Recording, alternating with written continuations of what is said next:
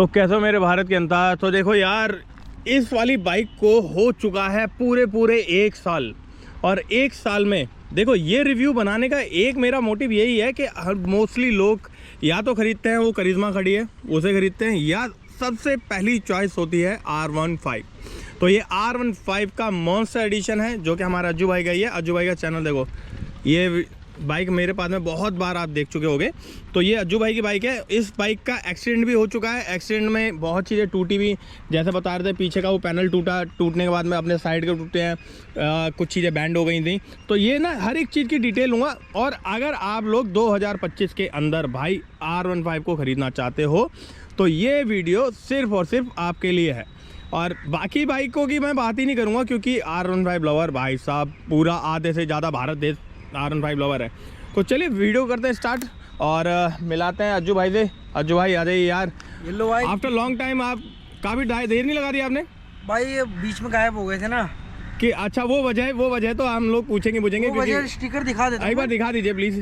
ये रहा स्टिकर, देख रहे हो, ये यहाँ से लेके यहाँ तक के टाँके लगे हुए हैं और अंदर रॉड डली हुई है, अंदर प्लेट डली है और 7-8 नट है। मतलब वो जो भी है ना, हाँ मतलब वो लगा सेट करने के लिए। मैं आपको वो कर दूंगा, शेयर कर दूंगा इसकी फोटो। तो ये एक बार मेरे को जरा फोटो दे दिया ना, तो फोटो से एक बार मैं आपको दिखा दूंगा भाई जो इस इंसान की हालत हुई थी इस बाइक को लेने के बाद में।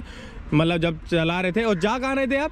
मैं गुजरात से दिल्ली वापस आ रहा था। गुजरात से दिल्ली वापस आ रहा था। बताओ यार, गुजरात जाने मतलब गुजरात कितना है अपने यहाँ से? मतलब मैं गया था अहमदाबाद, तो पड़ा था अप्रोक्स 1250 किलोमीटर के आसपास में। तो भाई 1250 किलोमीटर आप मानता रखते हो। थोड़ा अगर इस साइड को चलते, छोटी सी चीज दिखाऊंगा, एक बार दिखाइए। बस एक छोटी सी चीज, ये देखिए, ये एक ट्रायल है, बाकी सारी चीजें ना मतलब ये जो हाथ का जो आपने दिखाया था ये उसका है। हाँ भाई साहब देख रहे हो।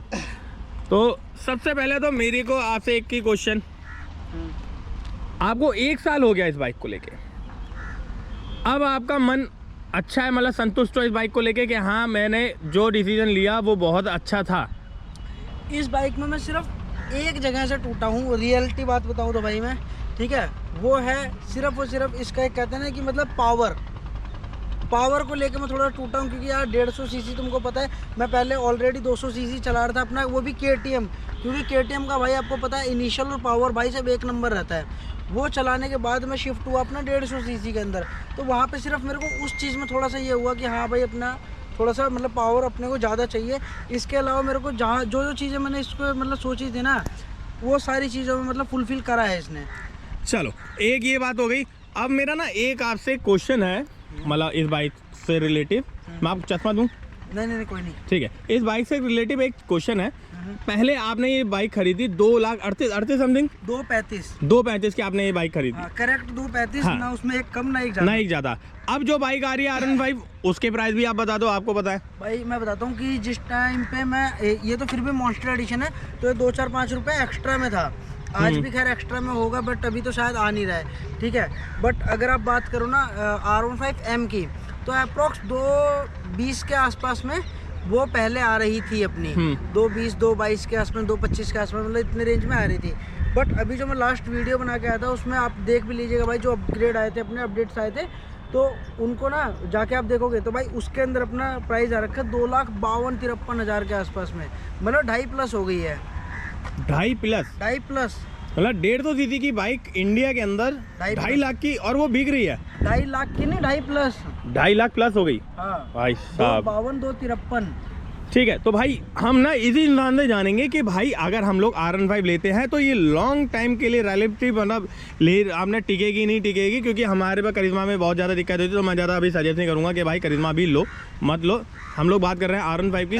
तो R15 में मेरे को सबसे पहले एक बार बता दीजिए कि R15 लेने के बाद में हमें सर्विस कॉस्ट कितनी बढ़ जाती है हाईएस्ट? भाई मैं एक चीज़ बताता हूँ, अगर आप कोई भी मतलब एक छोटा सा कॉन्सेप्ट समझते हैं, 150, 200, 250 इस बीच की अगर हम कोई भी गाड़ी लेते हैं ना, तो अप्रोक्स अपने को वही 1100 से लेके 2100 के बीच में सर्विस कॉस्ट देखने को मिलती है। अब मैं इसके अंदर फ़िलहाल में भाई अपना मोटूल 320 स्क्वायर जो अपना ऑयल है, वो फ़िलहाल में इस बाइक के अंदर डला हुआ है। उस ऑयल को लेके अप्रोक्स अपना 2500-2600 के आसपास की इसकी सर्विस कॉस्ट पड़ गई थी। अगर यही चीज़ मैं नॉर्मल अपना जो कंपनी वाले लोकल अपना एक तरीके से ऑयल देते हैं, जो भी अपना वो 400-500 रुपये का है, तो ये मान लो कि सीधा अपना 1000 रुपये कम हो गए। क्योंकि मेरा जो ऑयल है ना, जो मोटल 320 है, वो अप्रोक्स 1400-1500 रुपये का आता है, और जो कंपनी वाले डाल के देते हैं वो 400-500 रुपये का डाल के देते हैं। तो सीधा 1000 रुपये कम कर लो, मतलब 1500-1600 रुपये में अगर आप कंपनी से कराने जा रहे हो तो ईजिली सर्विस हो जाएगी। Okay report. चलो अब ये वाली बात होगी आपके सर्विस पे। अब मैं बात कर लेता हूँ, आपका भी रिसेंटली में एक्सीडेंट हुआ था, एक्सीडेंट में आपका क्या क्या टूटा था, आप मेरे को प्लीज एक बार बता दीजिए। मतलब मेरा या बाइक का? आपका एक्सीडेंट होता था, आपका क्या क्या टूटा बाइक का? अच्छा बाइक का। मेरी आपका तो काफी ज्यादा टूटी है। ठीक है, तो भाई देखो मैं बताता हूँ, एक तो यहाँ पे स्क्रैचेस थे, इस पे स्क्रैचेस थे, ठीक है, प्लस में इसके ऊपर स्क्रैचेस थे, ठीक है, यहाँ पे स्क्रैचेस थे, इस पे स्क्रैचेस थे, ये इंडिकेटर ख़त्म हो गया था। एक पहली चीज़ ये टूटी थी, दूसरी चीज़ ये चीज़ टूटी थी, तीसरा ये जो लीवर है ये पूरा बैंड हो गया था, ठीक है। बट इन चीज़ों पे जो चीज़ अपनी सबसे पहले हमको लगता है कि ये टूट जाती, इन पे सिर्फ और सिर्फ स्क्रैचेस थे भाई, हैं। इसके अलावा ये चीज़ टूटी थी चौथी, ठीक है, ये चीज़ टूट गई थी, ये पूरा बैंड हो गया था, ये पूरा बैंड हो गया था, ये तो मतलब जो अपना क्विक शिफ्टर वगैरह ये तो पूरा ख़त्म ही हो गया था, ये चीज़ बैंड हो गई थी, और प्लस में ये जो ये है ये भी अंदर की साइड में घुस गया था। कहने की बात ये है कि अगर भाई मैं देखूँ ना तो मैं ये बोलूँगा कि प्लास्टिक की क्वालिटी से, सॉरी लोहे की क्वालिटी से अच्छी तो इसकी मेरे को प्लास्टिक की क्वालिटी लगी। और मैं हर बार वीडियो बनाता रहता हूँ, तो भाई आज से ऐसी वाली बातचीत नहीं होगी, पर मैं फिर भी करूँगा, मैं बोलते हूँ, मैं फिर बोलूँ। पर हाँ, इनका अच्छा एक एक्सपीरियंस था कि मैं ना ये सोचता था कि इसकी जो फाइबर वगैरह इसमें यूज़ करा गया वो ज़्यादा मेरे को ठीक नहीं लगा। पर एक बार बताइए, आपका जब ये चेंज हुआ, कोई आइडिया आपको ये कितने रुपए का चेंज हुआ है? भाई ये अप्रोक्स अपना 1650-1750 रुपए के आसपास में हुआ था। 1750 का? हाँ। अच्छा, मोटा मोटा। मैं आपको एक चीज़ बताता हूँ, देखो आप एक बार इधर आ जाओ भाई, आप एक बार इस साइड हो, देखो ये चीज़ प्लस में ये चीज़, इसका क्विक शिफ्टर स्टैंड का क्या कहते हैं, ये अपना यहाँ से ये लॉक, पूरी ये फेयरिंग, ये पूरा क्लिप ऑन, ये चीज़ लीवर, इंडिकेटर, ग्लास, और ये फ्रंट में अपना ये वाला वाइजर, ये टोटल मिला के अपना खर्चा आ गया था मेरा अप्रोक्स मतलब 25-30 हज़ार रुपये का। 25-30 हज़ार रुपये का? एक साइड मतलब वन साइड जो आपकी खराब हुई? हाँ, 25-30 हज़ार रुपये आ गया था। बट वही है भाई, क्लेम क्या कहते हैं अपना मतलब इंश्योरेंस वगैरह था। अच्छा हाँ, एक चीज़ और मिस कर गया, इसकी सीट, ये वाली सीट, क्योंकि ये सीट यहाँ से फट गई थी। अच्छा, ये यहाँ से कराया वो पूरा? मैं एक बार ना बाकी आपको एक लिंक मतलब, तो चलिए मैं ऐसा करता हूँ, मैं अब भाई अभी आप ना जैसे आप बताते जा रहे हो, इनकी सबकी फोटोज आपकी लगती जा रही है, फोटोज से दिखाता हूँ क्या कहता है। नहीं, एक सिंगल वीडियो है, वो सिंगल वीडियो दे दूंगा। अच्छा, आप वो लगा दीजिएगा। तो अब चलिए, ये एक्सीडेंट हो गया, आपने 1 साल ले लिया। अब मुझे एक बात बताइए, जो आपकी अब आने वाली जनरेशन है, 2.5 लाख की ये बाइक हो गई है, तो क्या ये लेनी चाहिए या नहीं लेनी चाहिए? देखो भाई, मैं एक चीज़ बोलूँगा कि ओवर प्राइस तो है, नो डाउट ओवर प्राइस है। अगर कोई मेरे से कंपेयर करवाए भाई प्राइस के मामले में, तो नो डाउट नहीं लेनी चाहिए, 100% है, नहीं लेनी चाहिए। बट भाई हाँ, अगर वो उस बंदे का पॉइंट ही अलग है कि भाई मेरे को एक तो ऐसी बाइक चाहिए जो सस्ते रेंज में, और मतलब सस्ता तो नहीं बोलूँगा खैर, मतलब ऐसी बाइक हो कि वो थोड़ा सा सुपर बाइक टाइप का सा लुक हो, ठीक है। क्योंकि आपको सबको पता है भाई, ये जो अपनी बाइक है ना, वो कहीं ना कहीं R1 से इंस्पायर्ड है, ठीक है, R1 से इंस्पायर्ड है। तो भाई उसका लुक देख के तो भाई आप कहीं ना कहीं जा सकते हैं। इसके अलावा अगर आपको रिलायबल इंजन चाहिए तो आप जा सकते हैं। आप जैसे कि खुद देखोगे कि भाई अगर आप बात करो अपना RS की, जो इस रेंज में मतलब नॉर्मल बाइक आ जाती है, RS की बात करोगे तो उसके अंदर भी भाई कहीं ना कहीं अपने को वाइब्रेशन वगैरह अच्छा खासा देखने को मिल जाएगा, सारी चीज़ें हैं। आप अपनी वाली बाइकें देख ही चुके हो, इस बाइक के अंदर भी आपको जो प्रॉब्लम्स आई है वो आपको पता ही है। बट इस बाइक को लेने के बाद में ना, मैं रियल बता रहा हूँ, छोड़ एक पावर को, इसके अलावा मेरे को कभी पछतावा नहीं हुआ, ये गिल्ट नहीं हुआ कि यार मैंने इस पे इतना पैसा क्यों लगा दिया। चलिए, अब मतलब ये लेनी चाहिए नहीं, इतना बता रहे, हाँ या ना में? प्राइस के मामले में नहीं, हाँ, और बाकी अगर वैसे देखा जाए ऑल ओवर तो हाँ, ठीक है, क्योंकि अब प्राइस बहुत ज़्यादा है। अगर यही बाइक ना अपना 2 के अंडर में आ जाए तो नो डाउट ले लेनी चाहिए। चलिए, अब इसके बाद में एक क्वेश्चन और कर लेते हैं।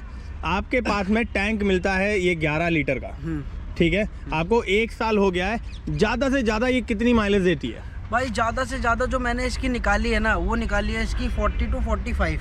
40 to 45? हाँ, जो हाईवे पे मैंने निकाली है। हाईवे पे यार हाईवे मेरे साथ में क्या होता है, मतलब ना मैं जब हाईवे वगैरह खुली रोड वगैरह देखता हूँ ना, तो थोड़ा सा बावला टाइप का हो जाता हूँ, तो मैं पूरी औकात नापने लग जाता हूँ। तो ये जो आपको 40 to 45 स्पीड मिली है, वो कितनी स्पीड पे मिली है? ये मेरे को अभी फिलहाल में जिस टाइम पे मतलब मेरा एक्सीडेंट हुआ है ना, तो मेरे को डॉक्टरों ने बोला था कि बाइक चलानी ही नहीं है, बट थोड़ा बहुत अपने अंदर भी वो कीड़ा है तो हम चला लेते हैं। तो क्या है, मैं भी इसको ज़्यादा तेज नहीं चला, 70-80 इसको मैक्स चला रहा हूँ। 70-80 पे ये 45 की दे रही है। हाँ, आराम से 45 की 40 to 45 दे रही मिल रही है। और इसको रफ करके, अब जब रफ करके चला रहे हैं 130-40, तब कितनी है? भाई इसने मेरे को जो सबसे कम एवरेज दी है ना, वो दी है 22 की एवरेज। 22 की?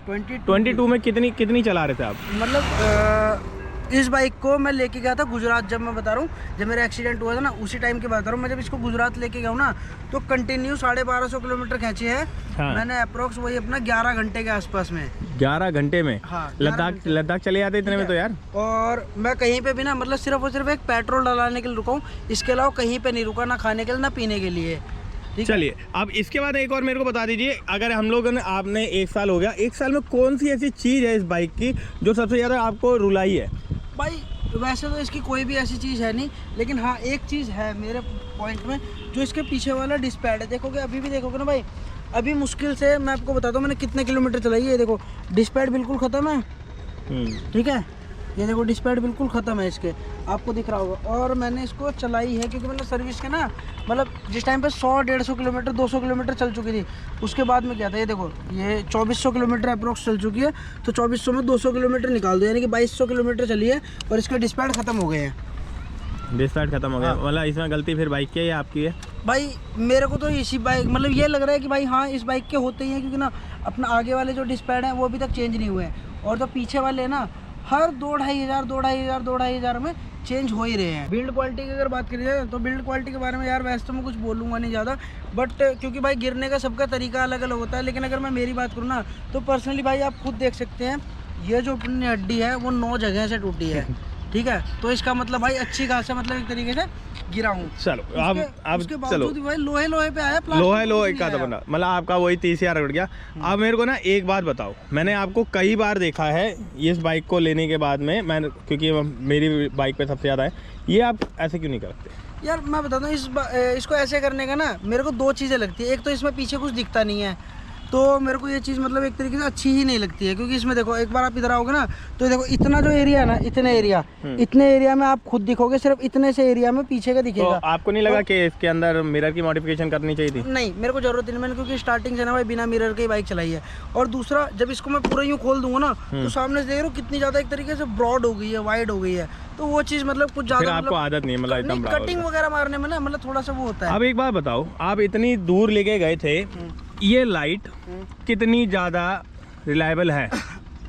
भाई मैं एक चीज़ बताता हूँ, अगर इस लाइट के बारे में बात करी जाए ना, तो लाइट नो डाउट भाई इसके अंदर मैं बोलता ही हूँ कि भाई अपग्रेड कराने की नीड है, इसके अंदर मिनी ड्राइव वगैरह भाई लगने चाहिए, ठीक है। बट यह है कि हाँ नो डाउट मैं अपना नॉर्मल स्पीड में गया हूँ, नॉर्मल में एक तरीके से चलाई है।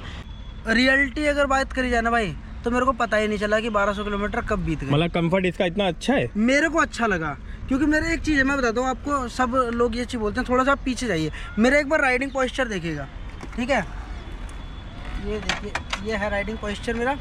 मैं अभी ये सीधा हूँ, अगर मैं हाथ करता हूँ तो इतना आ गया, हाँ एकदम सेट हूँ, मतलब राइडिंग पोस्चर में हाइट है मेरी, हाइट जिस हिसाब से है ना, उस हिसाब से मेरे को ज़्यादा झुकना ही नहीं पड़ता मेरे हिसाब से। और फिर दूसरी चीज़ और है, मैं अगर जैसे ज़्यादा मेरे को अगर ऐसा लगता है कि भाई यहाँ पेन हो रहा है या कमर में दर्द हो रहा है, तो मैं टंकी पे पूरा यूँ हो जाता हूँ, हाथ तो एकदम अपने ढीले हैं, ठीक, तो पता ही नहीं चलता। 1200 किलोमीटर लेके गए, तो इसमें कोई वाइब्रेशन वगैरह लेके कोई दिक्कत? कोई भी दिक्कत नहीं, मतलब वाइब्रेशन बस वही डिस्पैड, वो डिस्पैड का वाली बात। डिस्पैड तो भाई ये समझ लो कि जब मैं वहाँ पे गया हूँ ना, तो वहाँ पे जाते ही मेरे को ये लग गया था कि हाँ भाई ख़त्म है। तो भाई ये है बातचीत अभी R15 की। तो 2025 में अगर आप R15 ले रहे हो ना, तो ये भाई वीडियो ज़रूर आप पूरी देखिएगा, और पूरी देखने के बाद आपको पता चलता है कि हाँ भाई ये इसमें क्या दिक्कत आई है क्या नहीं है। मान लीजिए अगर हम लोग ये लेते हैं, बाइक को लेते हैं, मतलब जो भी अब 2025 में नया बंदा लेना चाहेगा, तो उसको क्या सजेस्ट करोगे? लो? नहीं यार, क्योंकि मैं बताता हूँ क्या है, देखो सारी चीज़ों से मैं सेटिस्फाई हूँ, क्योंकि उस टाइम पे एक तो मेरे साथ का ये मार्केट में और बाइक भी आ चुकी हैं ऑप्शन के लिए। एक तो मेरे साथ में ये सीन था कि मेरे को चाहिए ही फेयरिंग बाइक, हाँ। प्लस में पूरी फुल एग्रेसिव चाहिए, क्योंकि आप देखोगे इससे ज़्यादा एग्रेसिव इस रेंज में कोई भी बाइक नहीं है, ठीक है। अब मेरे को क्या था, एक तो लेनी फेयरिंग बाइक है, दूसरी बात मेरे को ऐसी बाइक लेनी जिसमें मैं एक बार पैसा लगा दूं मोटा, लेकिन फिर मेरे को आगे परेशान होना ना पड़े, ठीक है। तो मैंने इस वजह से ये बाइक ले ली है। और कह सकते हैं कि भाई मेरे पास उस टाइम पे ज़्यादा एक तरीके से चॉइसेस भी नहीं थी, क्योंकि उस टाइम पे XMR भी आपका कुछ मतलब आई थी, वो मेरे रिव्यूज चल रहे थे उस टाइम, नया मतलब एक तरीके से कॉन्सेप्ट था। फिर मैंने आपकी भी वीडियो देखी थी, आपकी वीडियो में इतनी गालियां देखी थी ना मैंने, तो मतलब नहीं स्टार्टिंग में बहुत रुआया था तो उस तरफ से ना मैं थोड़ा सा ये हो गया था कि यार इस तरफ तो नहीं ही जाना चाहिए। इसके बाद RS वगैरह का ऑप्शन था, लेकिन RS वगैरह का फिर मैंने प्रीत भाई की वीडियो देखी, प्रीत भाई ने उसके अंदर भाई साहब इतना ज़्यादा कर रखा था कि भाई BS6 तो लो ही मत। तो फिर लास्ट में ले दे के मेरे पे 2 ऑप्शन थे, एक तो भाई साहब MT और दूसरा ये। फिर मैंने बोला जब मेरे को लेनी सेम सेगमेंट में है तो कम से कम एग्रेसिव तो लो, एक चीज़ तो दूर करो, चेंज करने वाली बात। हाँ ये वाली चीज़ थी, क्योंकि मैंने सारी पहले नेकेड ही चलाई थी अपनी बाइक। ओ भाई ये है बात 2025 की। तो चलिए वीडियो करते समाप्त। आई होप आपको वीडियो अच्छी लगे। वीडियो अच्छे लगे तो भाई चैनल को सब्सक्राइब करना ना भूलें, और भाई का चैनल भी है अज्जू 2000 भाई। और ये 1000 ऐसे नहीं, ये 1000 देखो VIP नंबर यहाँ पे भी ओ सॉरी ये तो आपका हुआ है, ये 2000 आपका date of birth date of birth है। और मैं यहाँ पे भी 2000 कर रहा था, नहीं यहाँ पे भी 2000 कर रहा था। VIP नंबर ले रखा है इंसान ने। 15,000 20,000 रुपए तक की बोली भी लगाने का मैंने सोच लिया था, लेकिन फिर मिला नहीं। ये नंबर 2,500 में मिल रहा था, मैंने कहा दो देख रहे हो। बाकी सेम हमारी करिश्मा की ऐसे ये भी खड़ी रहती है। मैं और ये क्यों बता रहा हूँ, ये खुद अज्जू भाई का कहना है, क्योंकि 1 साल के अंदर ज़्यादा चली भी नहीं है। चलिए तो फिर बस वहीं गई थी, मैं आपको दिखा देता हूँ।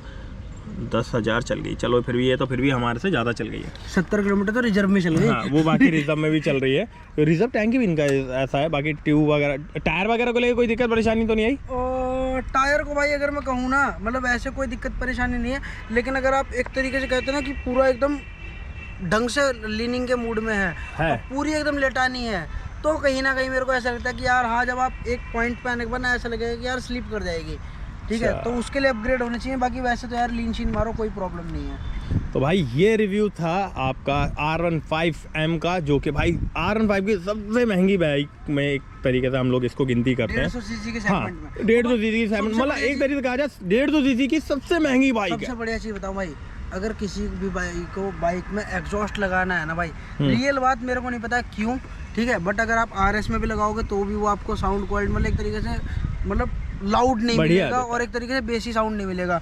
आप अपनी इसमें भी लगा के देखोगे ना भाई, आपको रियलिटी वो वाला मजा नहीं आएगा, लेकिन आप इसके अंदर लगा के देखोगे ना, और मैंने देखा है फाड़ती हुई निकल रही है। काफी लोगों को देखा है कि वो जब भी R15 लेते हैं तो वो एग्जॉस्ट नोट अपना एग्जॉस्ट पूरा ही चेंज करा लेते हैं। तो चलिए ये वाली बातचीत थी हमारी कि अगर आपको 2025 के अंदर R15 लेनी है तो उसके अंदर आपको कोई दिक्कत परेशानी आएगी नहीं आएगी। तो ये है पूरे 1 साल का एक्सपीरियंस हमारे R15M को लेके। R15M भी नहीं है, मॉन्स्टर एडिशन जो कि सबसे महंगा मॉडल है। तो चलिए सब्सक्राइब कर लीजिए, और भी इससे रिलेटेड वीडियोस आती रहेंगी। मिलते हैं दूसरी वीडियो में बहुत जल्द।